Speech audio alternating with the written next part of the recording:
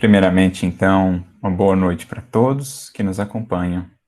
Que Jesus, nosso Mestre, Divino Amigo de sempre, abençoe os nossos corações nesta noite de reflexões, que elas se façam proveitosas para cada um de nós. Eu gostaria de agradecer aos amigos aí de Cachoeiras de Macaco pelo convite, os amigos do Centro Espírita Cachoeirense e também todos aqueles que nos acompanham de cidades aí da região, do Brasil, de outras partes. Que Jesus realmente seja a luz para o nosso coração nesses momentos em que estaremos juntos aqui buscando a comunhão com o Evangelho Redentor. Esse que é o pão que desce do céu e dá vida ao mundo, sobretudo ao nosso mundo interior, apresentando nos horizontes tão mais vastos do pensamento, seja essencialmente no plano do sentimento.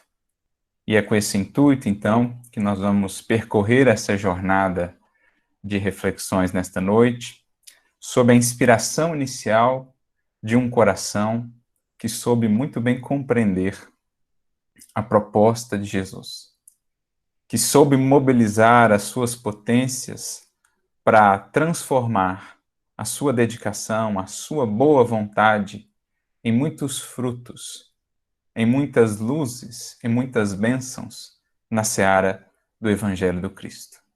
Estamos falando do apóstolo Paulo, cuja fala nos inspirou a esta reflexão desta noite, a partir de uma leitura recente que fazíamos de uma de suas epístolas, no estudo que temos feito regular dessas cartas imortais, assim as define Emmanuel no livro Paulo e Estevão.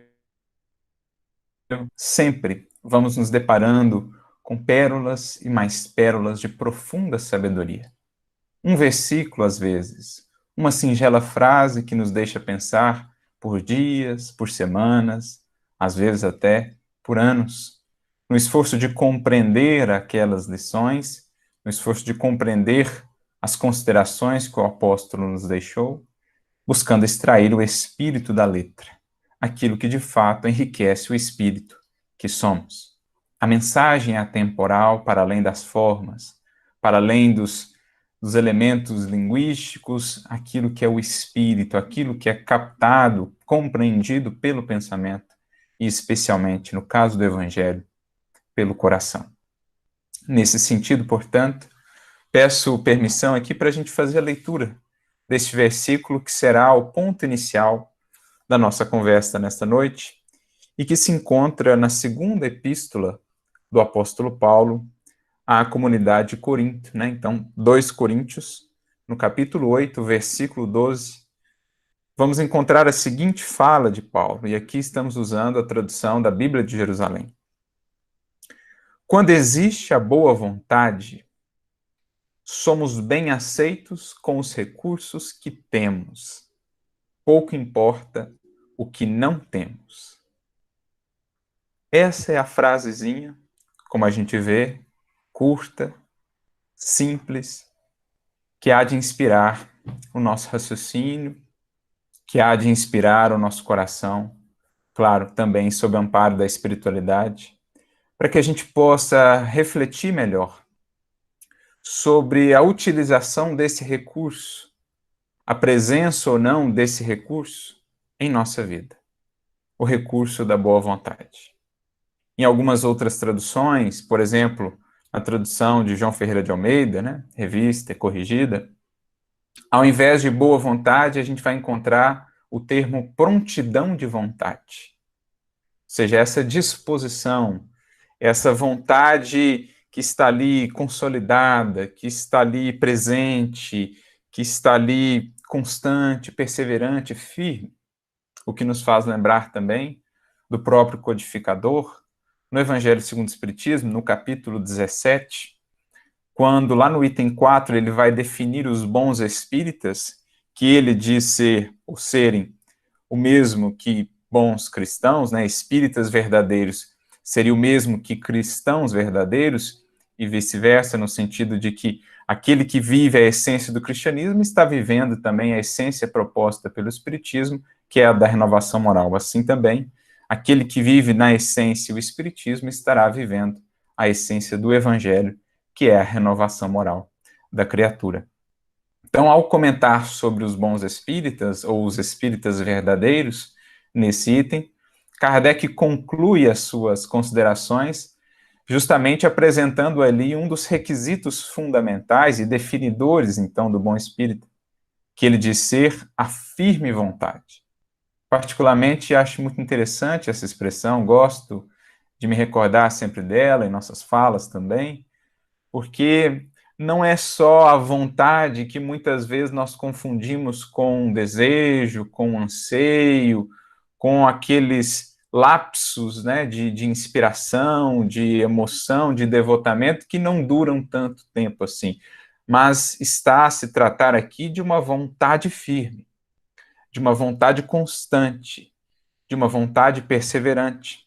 Como, mais uma vez, o próprio Kardec vai acrescentar no Livro dos Médiuns, lá no item de número 204, quando ele diz que por vontade não entende ele, ou não entendia ele, uma vontade efêmera, né, que age com intermitências e que é distraída muito facilmente por outras preocupações. Por vontade, entende ele aquela que é séria, aquela que é contínua, aquela que é perseverante, mas ao mesmo tempo sem impaciência e sem febricitação.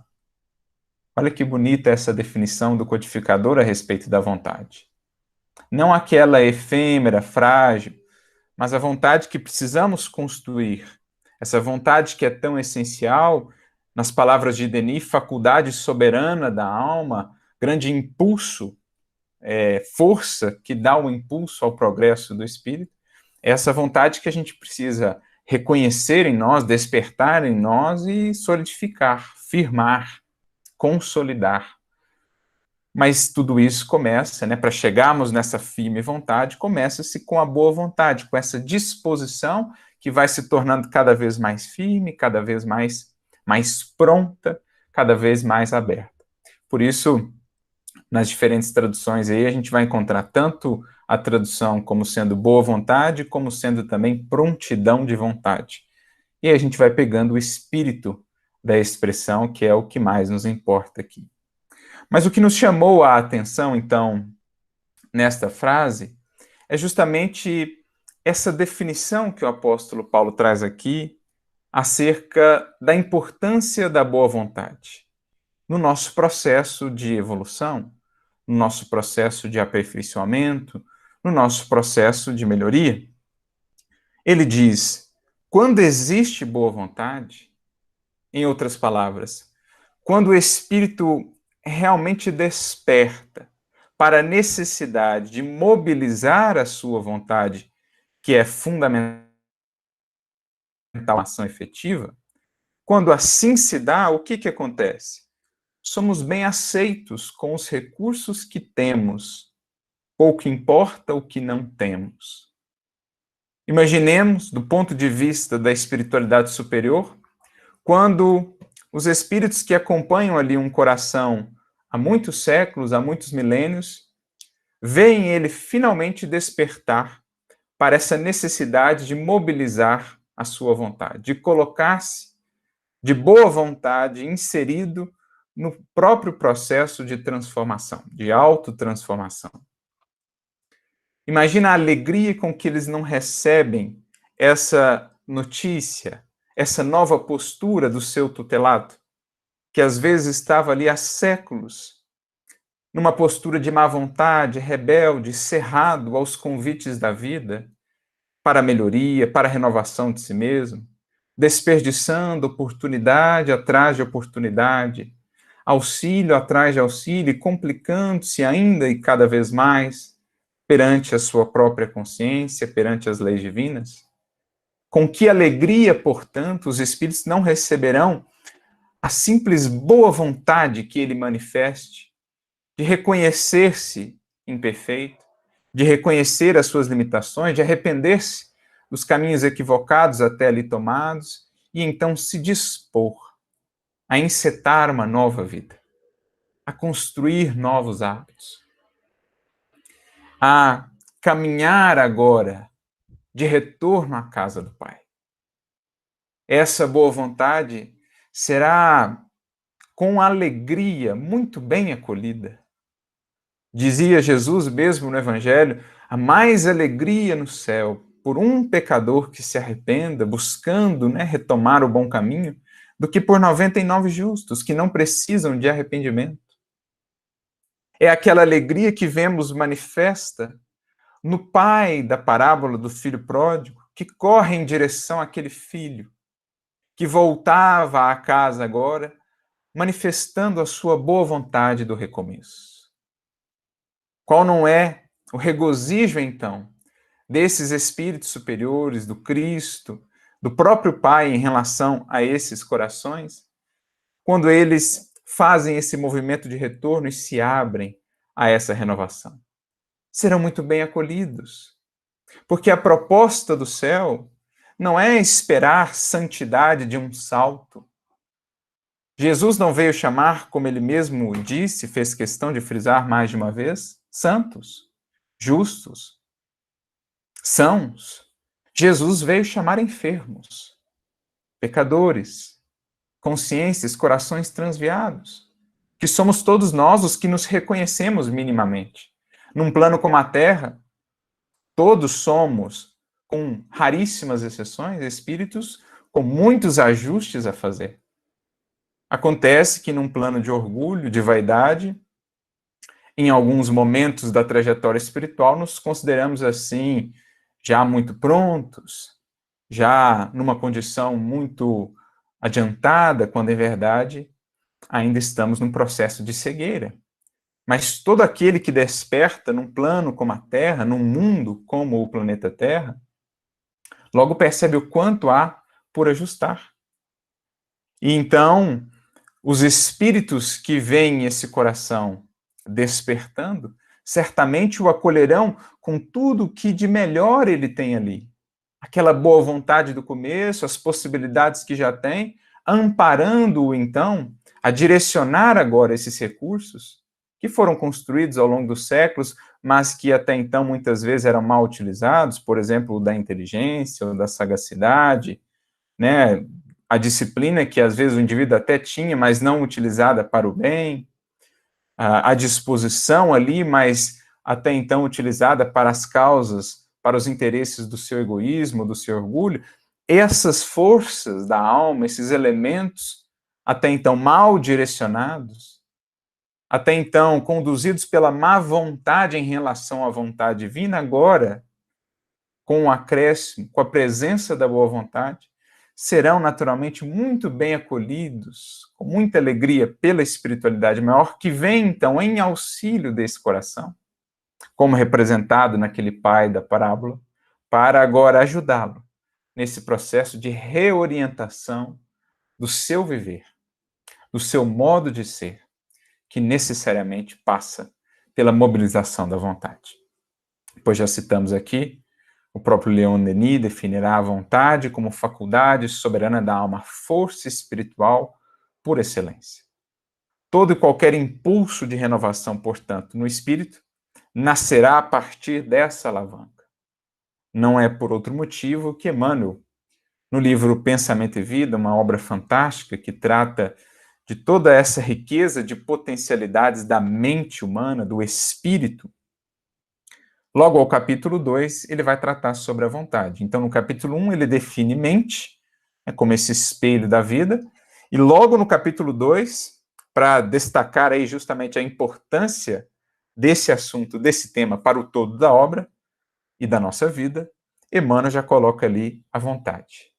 E ele faz uma comparação muito interessante, muito intrigante, compara a nossa mente como um escritório, que vai ter aí diversos departamentos, mas um gabinete diretor. Então, temos lá o departamento da memória, o departamento da inteligência, da imaginação, enfim, teremos esses departamentos, o do desejo, mas acima desses departamentos, como que numa empresa, como que num escritório, temos ali a gerência, esclarecida e vigilante da vontade. Não confundamos vontade aqui com o desejo apenas. né? O desejo é um departamento da mente, que Emmanuel dirá nessa mensagem, muitas vezes, quando a vontade não está ali firme no seu posto, quando a gerência não funciona adequadamente, os departamentos começam a agir por si apenas e muitas vezes acabam comprometendo o funcionamento desse todo. Por exemplo, o departamento do desejo, que quando a vontade não o está ali a tutelar, a disciplinar, a orientar para o bem, para o progresso da criatura, o desejo compra muitas vezes séculos aflitivos à alma pelos excessos, pelos desequilíbrios, pelos desajustes a que esse desejo mal equilibrado, mal disciplinado pode conduzir a cada um de nós. Então, por isso Emmanuel também, assim como Denis, vai apresentar para nós esse papel tão imprescindível da vontade no processo de transformação da criatura humana, no processo de renovação. E aí, como diz aqui o apóstolo Paulo, recapitulando mais uma vez, segundo o que nós tivermos. Segundo o que nós tivermos, será ou somos bem aceitos. Porque, como dizíamos, não esperam os benfeitores espirituais, porque já conhecem melhor o processo evolutivo, o processo ascensional, já avançaram mais do que nós.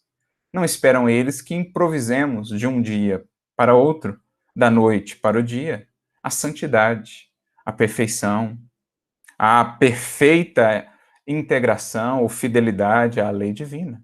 Sabem eles que há aí um processo, mas se felicitam por identificar este elemento e acolhem ali já aquele coração no sentido de ampará-lo ao máximo, para que desse elemento inicial possa se desdobrar então todo o processo de construção, de edificação do reino divino naquele coração, que há de começar pela boa vontade, pela vontade agora desperta, pela vontade agora disposta, pela vontade agora pronta, mais firme no processo renovador. Essa é a ideia aqui de boa vontade. Ela será, então, a porta de abertura, o alicerce fundamental para toda e qualquer construção do espírito, porque ela representa já em si o reconhecimento da necessidade de mudar, o que já é, por si mesmo, um ato de humildade. Não se transforma nada em termos espirituais, o espírito não se renova em absoluto, se não se basear ali na boa vontade que é filha ou que está intrinsecamente, intimamente associada à humildade, que não por acaso é a primeira das virtudes apresentadas por Jesus naquela escada ascensional das bem-aventuranças, quando ele inicia lá em Mateus 5, bem-aventurados os pobres em espírito. Ora, pobre em espírito é aquele que reconhece que precisa enriquecer-se no bom sentido, espiritualmente falando. Para isso, precisa renovar-se, precisa transformar-se, precisa sublimar pensamentos, sentimentos. Logo, para isso, é preciso que exista ali boa vontade. Humildade e boa vontade, portanto, se confundem, sendo essa porta de abertura para qualquer processo de transformação do espírito. Essa base mais fundamental, que há de culminar depois nas grandes conquistas espirituais, nas grandes e luminosas virtudes, das quais a caridade é a síntese sublime, como aprendemos com o Espiritismo.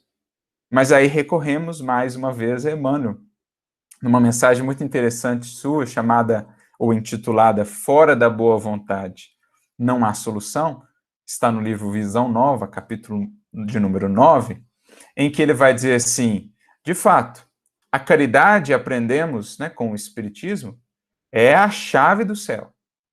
É aquela que nos dá acesso aos planos divinos. É aquela que um dia há de nos conduzir à perfeita comunhão como nosso Pai.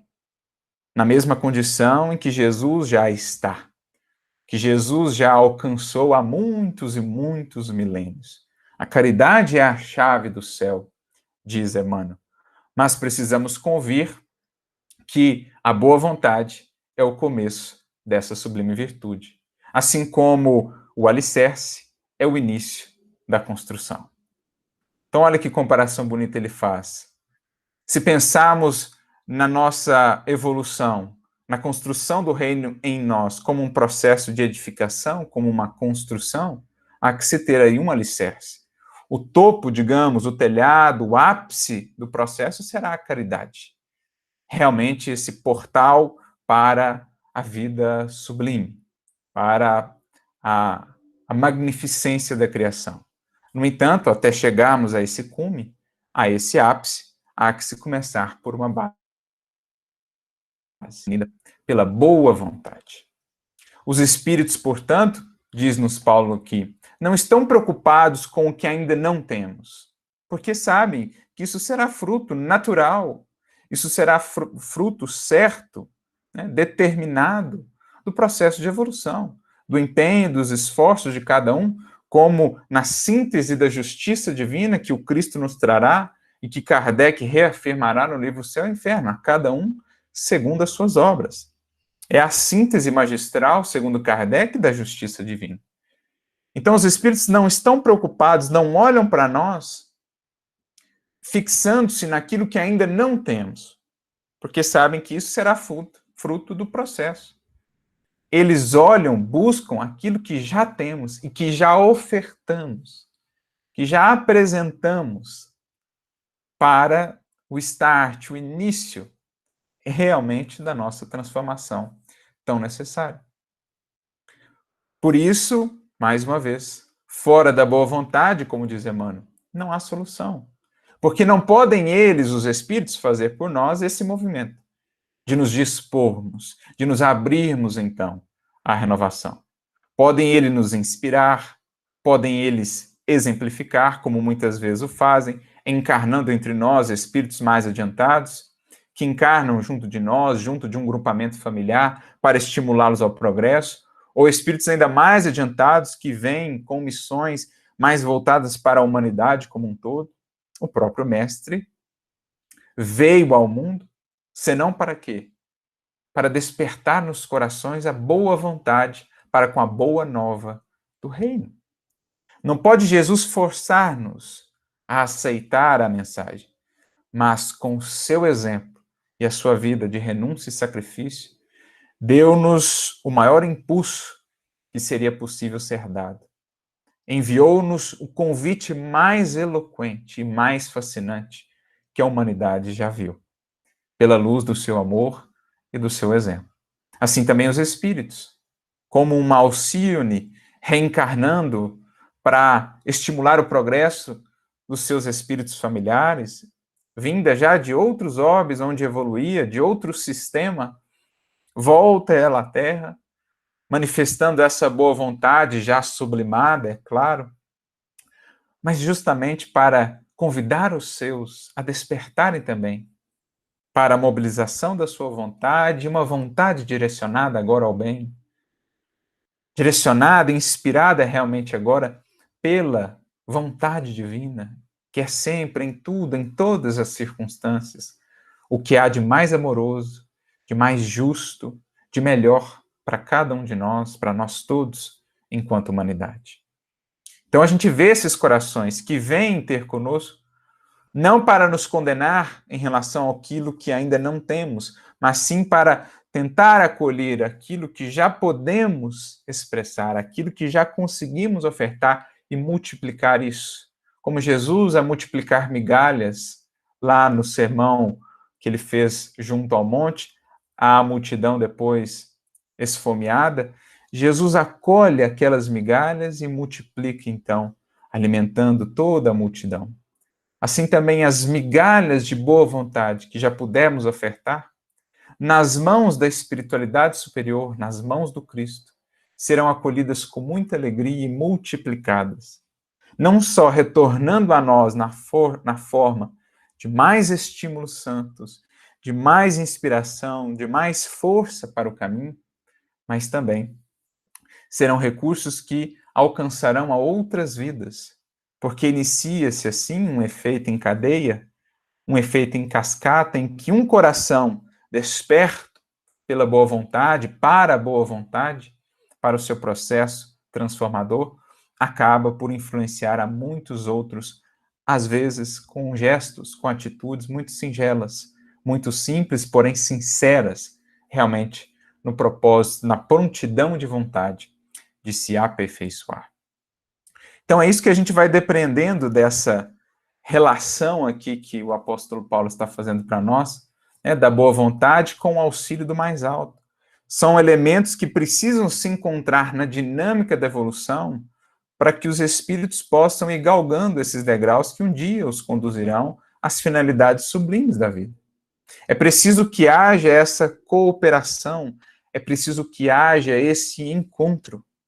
O movimento da criatura de baixo para cima, ansiando por subir, por meio da sua boa vontade, que encontra a misericórdia do mais alto, que vem de cima para baixo, estendendo a mão, acolhendo com carinho, multiplicando esse anseio, essa disposição da criatura que quer subir. Assim se dá a evolução na visão espírita, exaltando, glorificando aí justamente a lei de solidariedade que há em todo o universo, na qual aqueles que mais avançaram voltam sobre os próprios passos com o intuito de auxiliar, para que aqueles que ainda estão mais aquém na jornada evolutiva possam encontrar os elementos, o apoio de que necessitam, secundando, claro, os seus próprios esforços para poderem galgar novos degraus de compreensão, de entendimento da vida, de sentimento com Jesus em direção à luz divina.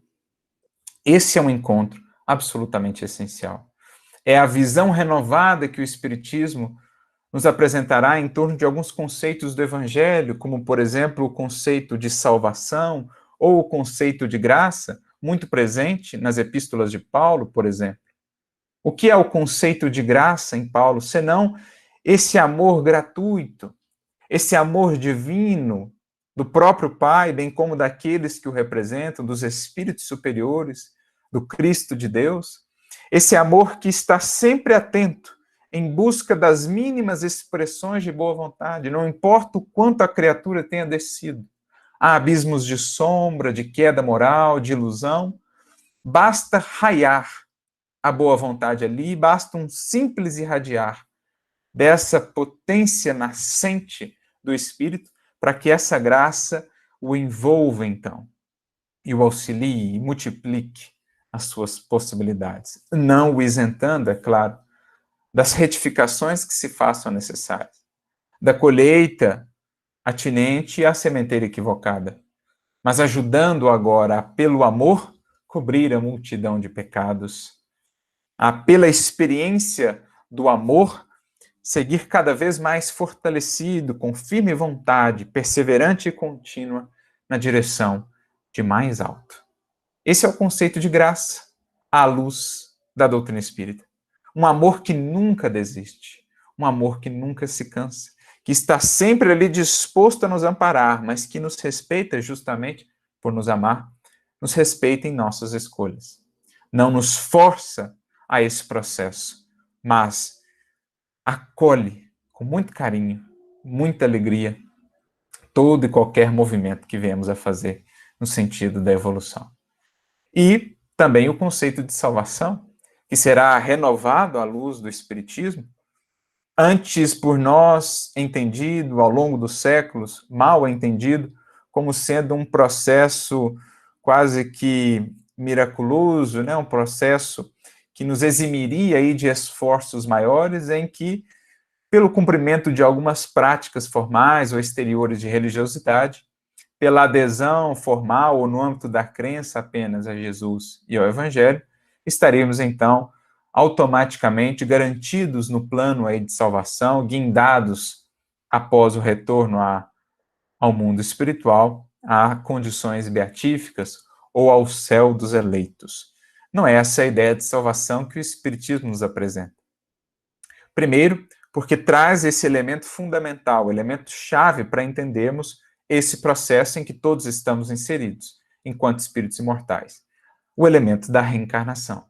Então, não temos simplesmente uma experiência aqui, mas várias, muitas e muitas, tantas quantas se fizerem necessárias, até o dia em que nos alçarmos, então, à condição de espíritos puros, quando não mais precisaremos reencarnar.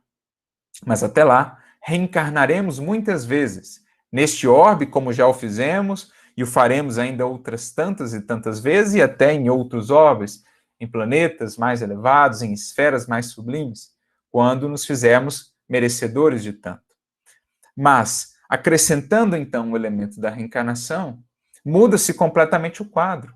A salvação agora não é um processo de um salto. Pelo contrário, é um processo contínuo, construído ao longo de milênios incontáveis.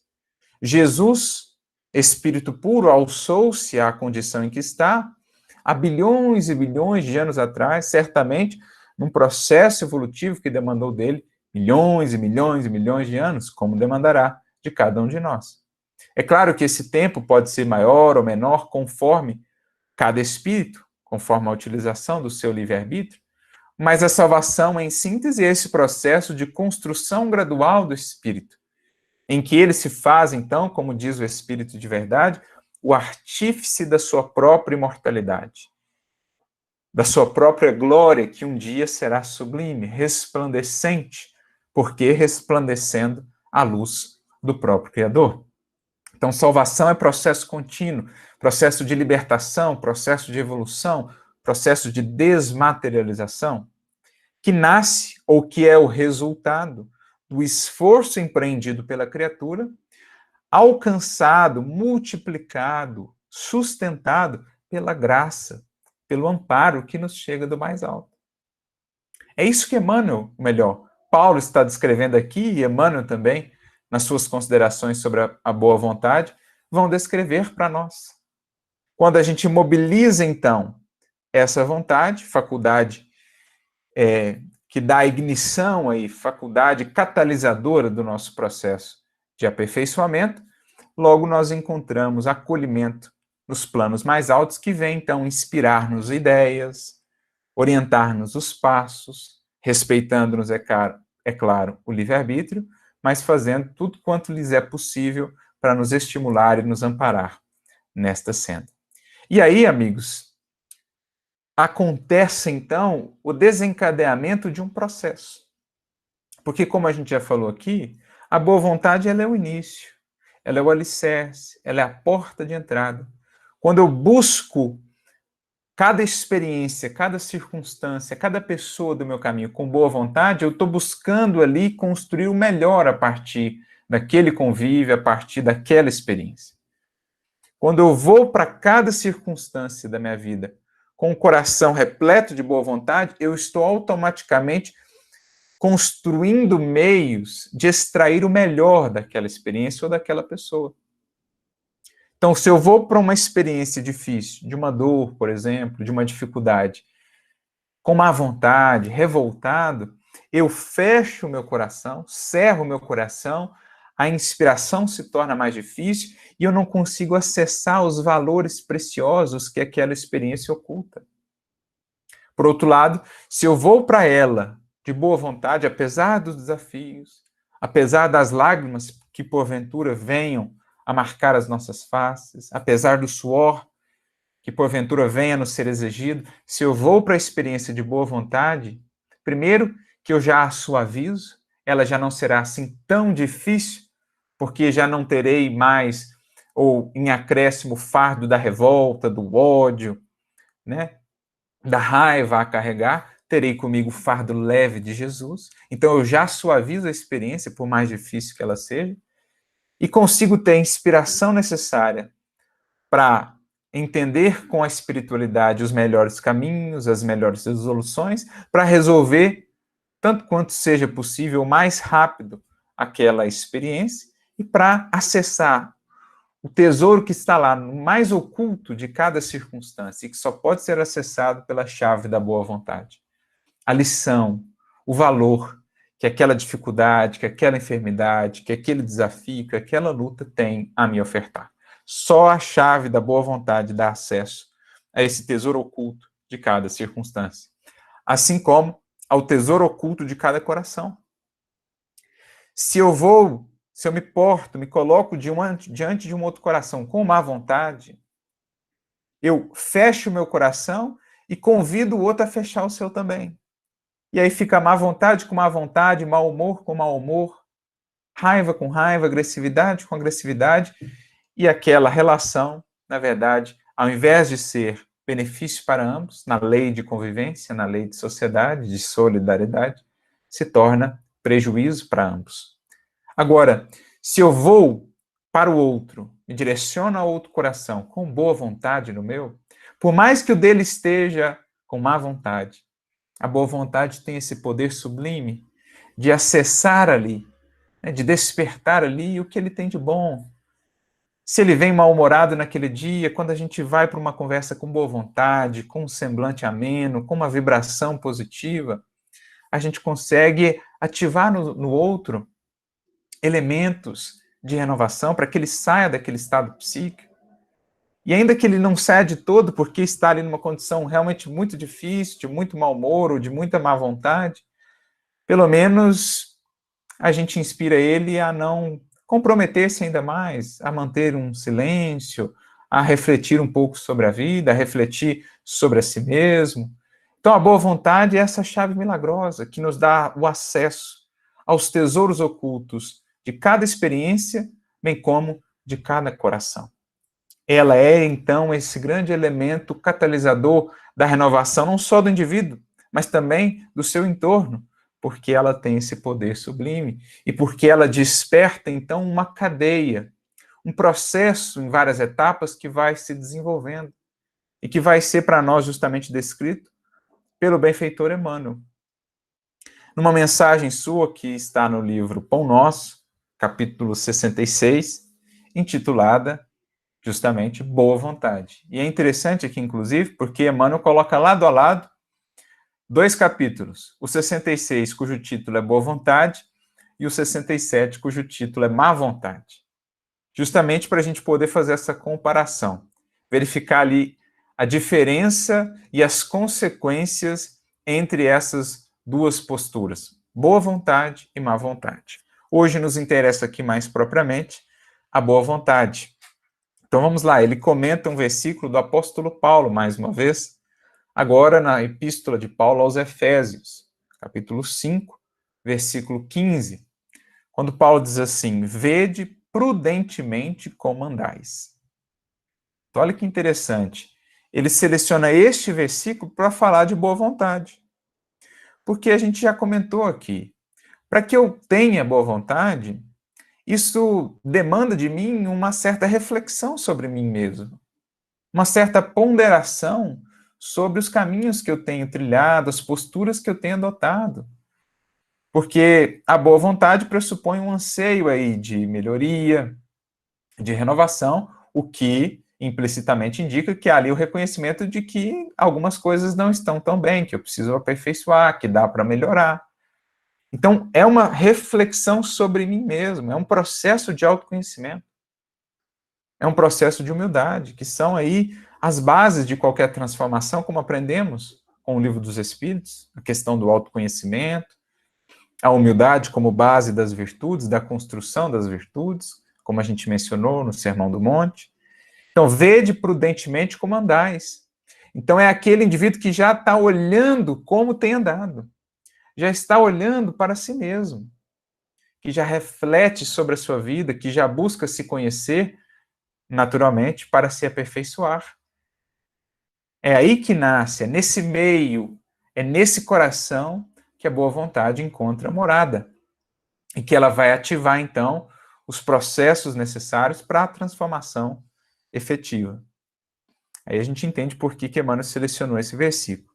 E aí ele vai descrever para nós agora uma cadeia muito interessante. De como a boa vontade vai operar, então, no coração, certamente, como nós aprendemos aqui com Paulo, também amparada, né? Também secundada pelo amparo do mais alto.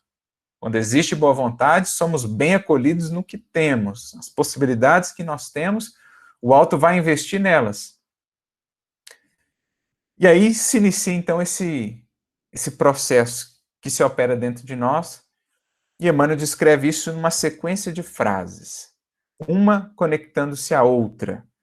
Ele diz assim, iniciando: boa vontade descobre trabalho.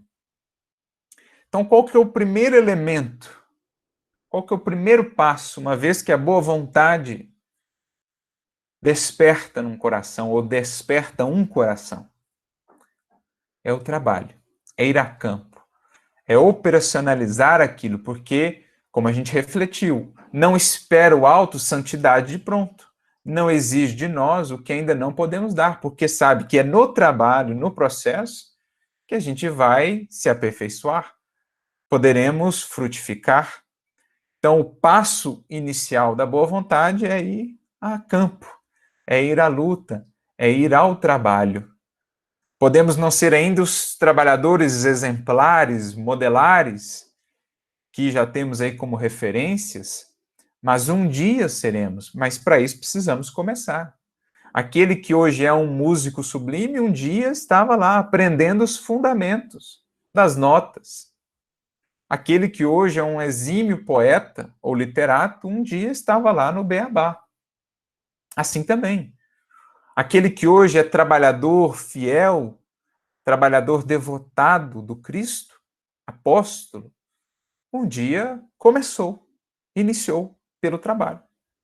Podemos então já ainda não saber amar com toda a sublimidade, com toda a perfeição, mas já sabemos e podemos trabalhar, certos de que no trabalho Jesus nos auxiliará a entender o que precisamos mudar, o que precisamos aperfeiçoar para sermos cada vez melhores, melhores instrumentos em suas mãos. Então, boa vontade descobre o trabalho. Eu começo a encontrar ocasião de ser útil em várias partes, em várias circunstâncias, porque assim define trabalho os Espíritos, né? No livro dos Espíritos, trabalho é toda a ocupação útil. Então, o indivíduo atento ali, né, com a luz da boa vontade, ele vê a vida com mais clareza, ele vê a ocasião de ser útil no lar, de ser útil lá no trabalho profissional, de ser útil no trânsito, de ser útil onde for.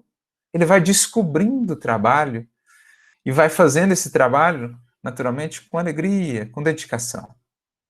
Esse trabalho vai operando a renovação.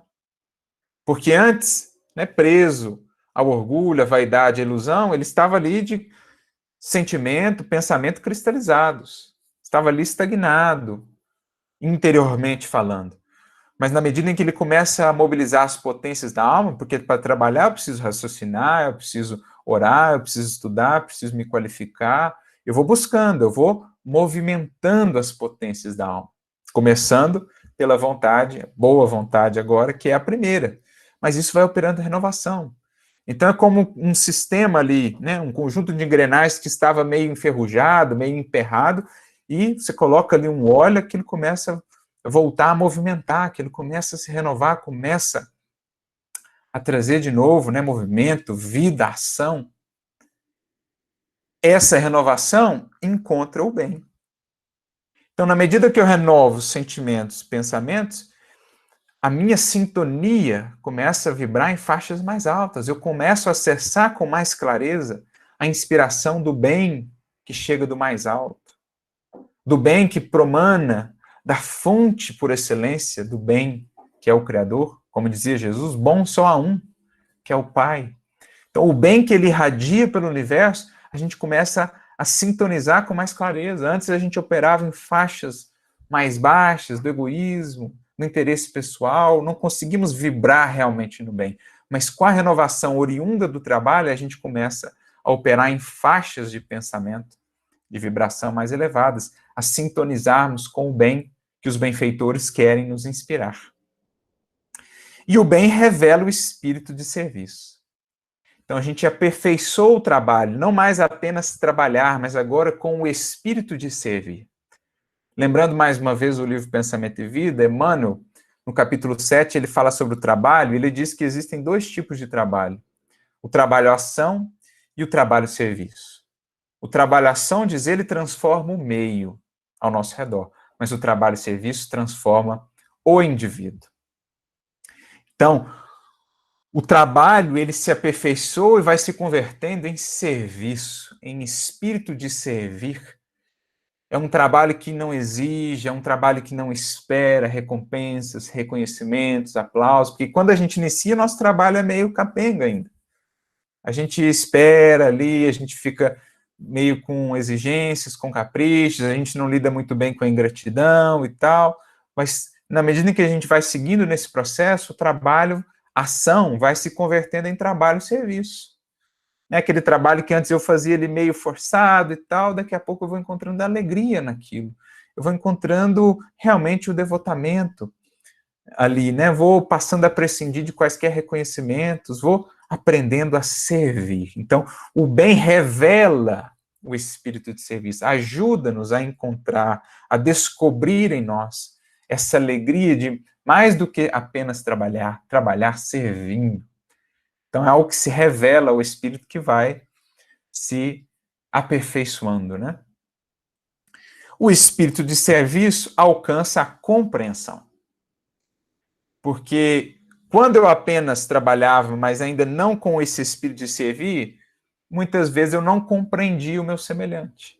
Se ele era ingrato, se ele incorria nos mesmos erros, eu ficava ali lamentando, às vezes até revoltado. Não.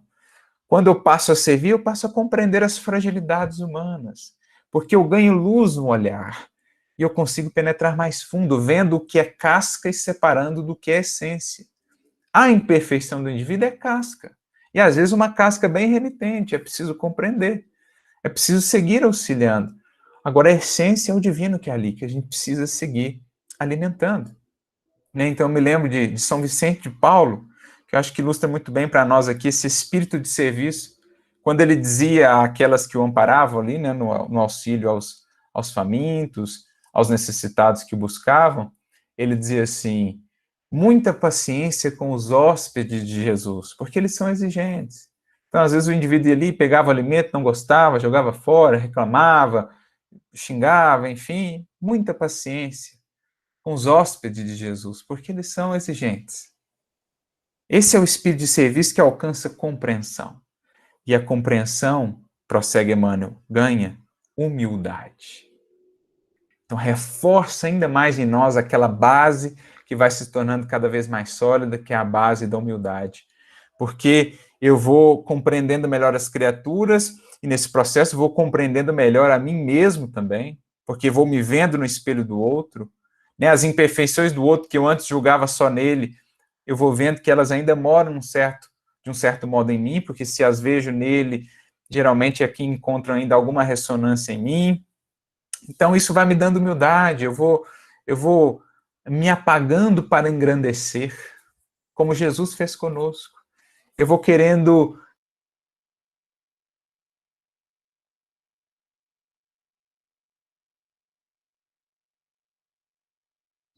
Ficou mudo. Fechou. Oi, cortou aí? Isso, voltou o som, Beleza. voltou. Voltou, né? Eu vou solidificando, então, como a gente dizia, cada vez mais essa base, a base da humildade, porque eu vou aprendendo com o processo, eu vou, na medida em que vou compreendendo melhor o outro, vou compreendendo também melhor a mim mesmo, identificando nele imperfeições que antes julgava não existirem em mim, que geralmente vão encontrar ressonância em mim, e assim vou aprendendo, vou me tornando mais humilde, vou esperando cada vez menos destaque pessoal para mim, para que se destaque cada vez mais a luz do bem, a luz do Evangelho, a luz de Jesus. E essa humildade, então, conquista o amor. A humildade, que é esse solo fértil, né? Humildade que vem de humus também, esse solo fértil onde, então, brotará, florescerá, frutificará a árvore frondosa do amor, a árvore da vida. O amor gera renúncia, que, como diz Jesus para Simão Pedro, no bonito capítulo 12 do livro Boa Nova, Amor e Renúncia, a renúncia que é a própria essência, a própria razão de ser do amor, o amor que dá e não espera, o amor que vive do que dá e não do que recebe. O que recebe será acréscimo de bênção, mas o que o nutre, o que dá a sua própria vida é mesmo a renúncia, é o ato de dar que multiplica na criação.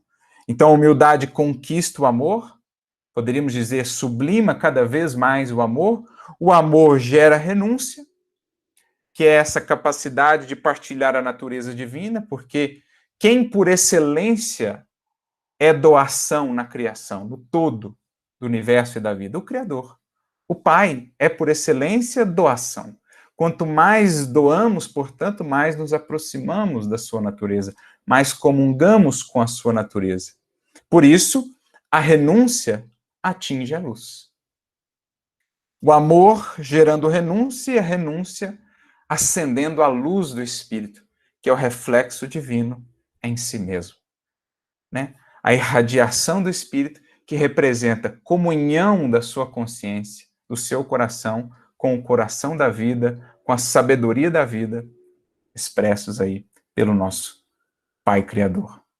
A renúncia atinge a luz, e a luz realiza, então, o aprimoramento próprio, ou seja, ela concretiza, né, ela dá o marco ali de que houve um processo, então, de consolidação de um aprimoramento. O Espírito subiu um degrau, o Espírito consolidou uma conquista, fechou um ciclo de aprendizado, claro, para iniciar outros ciclos de aprendizado na eterna espiral de ascensão que há de nos conduzir a Deus. Mas a luz realiza o aprimoramento próprio, e o aprimoramento próprio, prossegue Emmanuel, santifica o homem.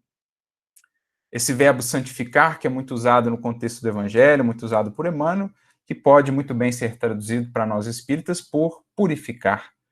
Então, a luz realiza esse aprimoramento e o homem, ou o aprimoramento próprio, santifica o homem.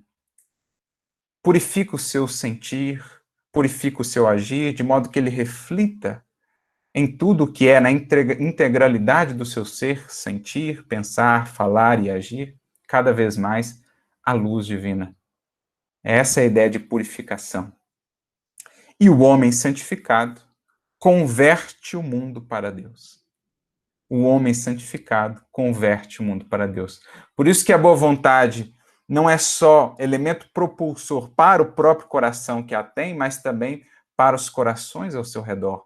Porque ela inicia e alimenta essa cadeia, que vai culminar no homem santificado, no homem aperfeiçoado, que por sua vez se torna um convite vivo e muito eloquente a todos aqueles que com ele convivem.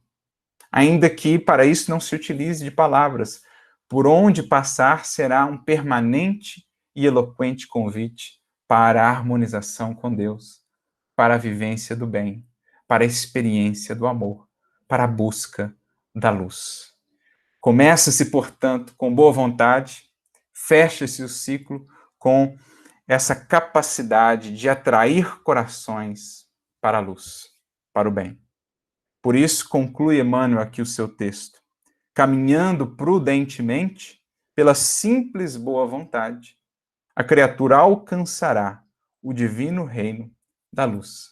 Naturalmente, secundada nesse processo, pelo acolhimento do mais alto, pelo investimento do mais alto, que onde identifica a luz da boa vontade, vem ali multiplicá-la, vem ali alimentá-la para que ela se converta na luz do reino divino, a brilhar em um coração. Eis a jornada, eis o processo da boa vontade, amigos. Por isso Emmanuel dirá, no livro Fonte Viva, capítulo 122, que o capital mais precioso da vida é o da boa vontade. Olha só que interessante. O capital mais precioso da vida é o da boa vontade. Ponhamo-lo em movimento e a nossa existência estará enriquecida de bênçãos e alegrias, hoje e sempre, onde estivermos. Que saibamos, assim, mobilizar o capital da boa vontade, que é o começo do processo que um dia há de nos levar à riqueza divina do reino em nós, irradiando-se para o redor. Que Jesus nos abençoe a todos e que possamos ofertar as migalhas de boa vontade, que certamente nas mãos de Jesus, pelo auxílio do mais alto, haverão de se converter na multiplicidade de pães, de bênçãos e de luzes para nós e para tantos. E que Jesus nos abençoe a todos.